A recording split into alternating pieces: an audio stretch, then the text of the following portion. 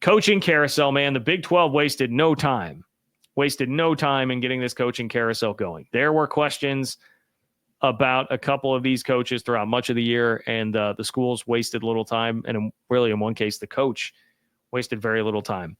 The Big 12 actually lost a coach to the ACC, right? And it was in a Chip Kelly sort of scenario, but actually it's not bad for the Big 12 at all, like you might think on the surface. I want to get into Neal Brown first. So Neal Brown is fired at West Virginia after 6 seasons.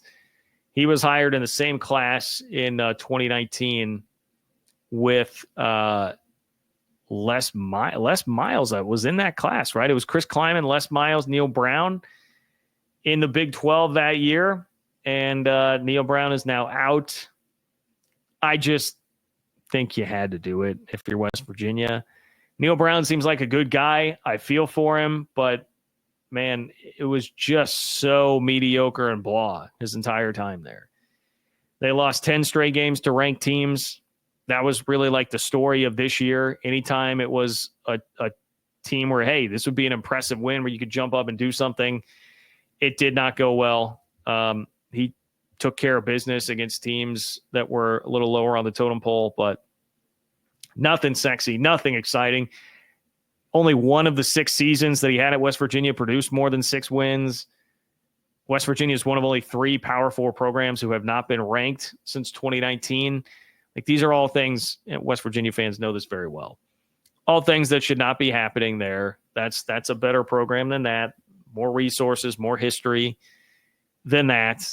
They can win more than that. I'm not saying West Virginia is an easy job. I'm not saying that it is a, better job than most of the conference or anything like that, but it's a job where you should be doing more than that for sure. So I don't know that, is there any pushback to it? West Virginia fans, that what I seemingly have been able to pick up just from Twitter, the internet, everything, West Virginia fans seem pretty excited about this. They're obviously going to have to pay a buyout there that I believe is like $9 or $10 million, but it's not West Virginia fans' money. So I think that they're going to be pretty happy here. And you had to move fast. Like, that's the best way to do it. I applaud West Virginia for that. Ren Baker and company. Just get it done, get it out of the way, and move on. Because you need to. North Carolina's already open. I think this is a stretch and unrealistic, but I have seen like John Summerall thrown out there for both jobs. I don't think he's going to either. I think he will be SEC bound eventually, but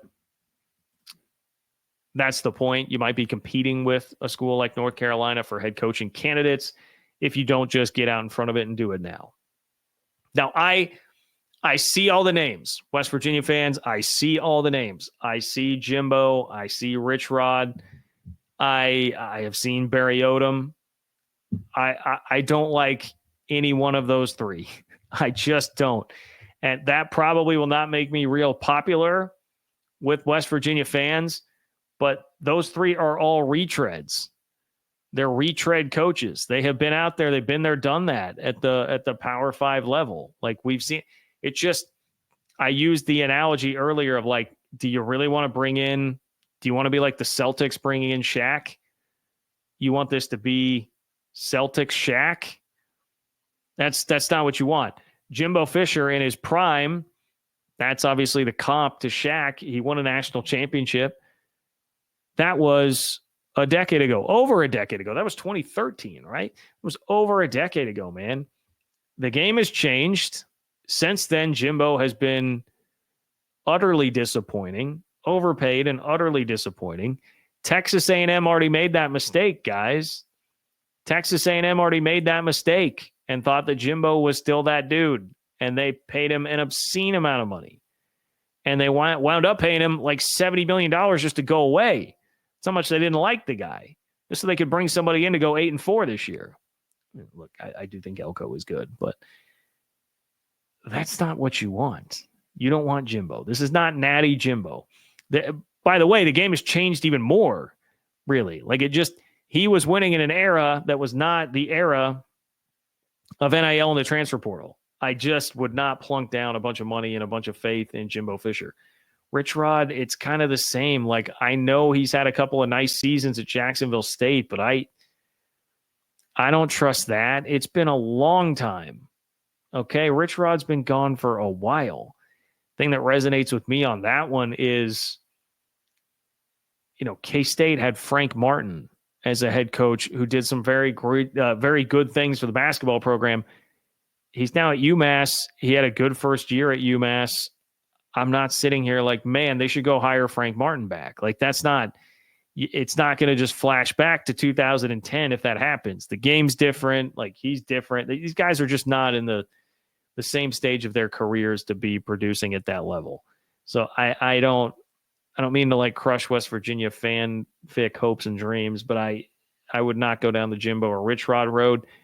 Barry Odom, I'm a little more open to because of the success that he's had at UNLV, but that still is a guy who, was at Missouri and wasn't it at the high power forward level in college football. So I'd be very leery of that.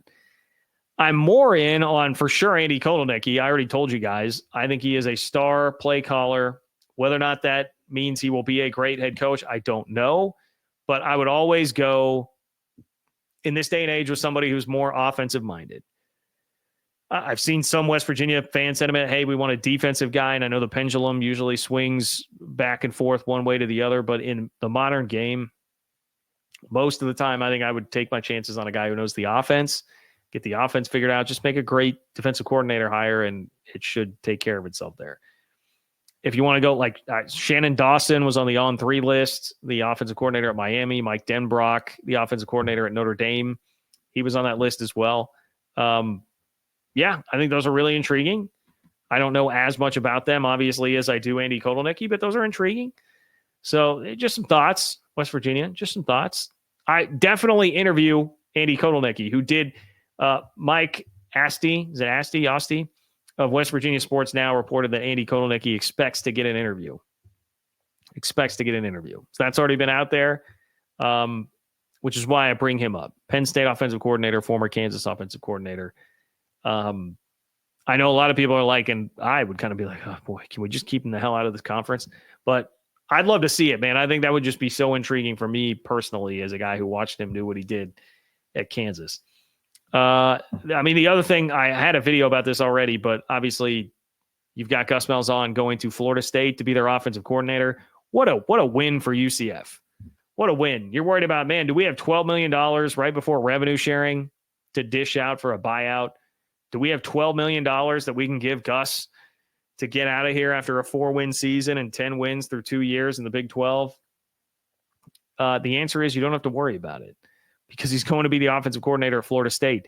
Still surprising to me that Mike Norvell wants that.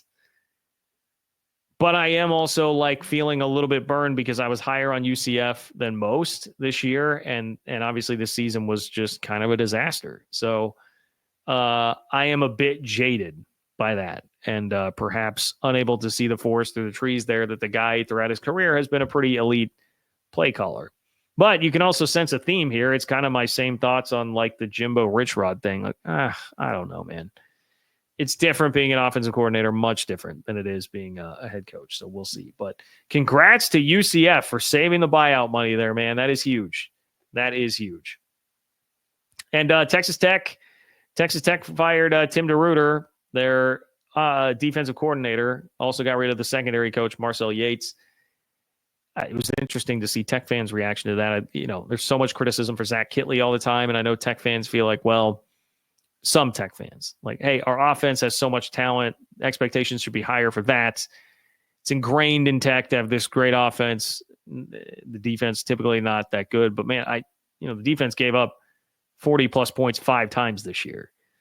If you're thinking, hey, we needed to pull one more of those games out, how about the defense just give up 30 instead of 45 or 50 and see what happens and take your chances there. Only one FBS team gave up more passing yards this year than Texas Tech, and that was Tulsa, who once made Alan Bowman look like a total freaking superstar at the beginning of the year.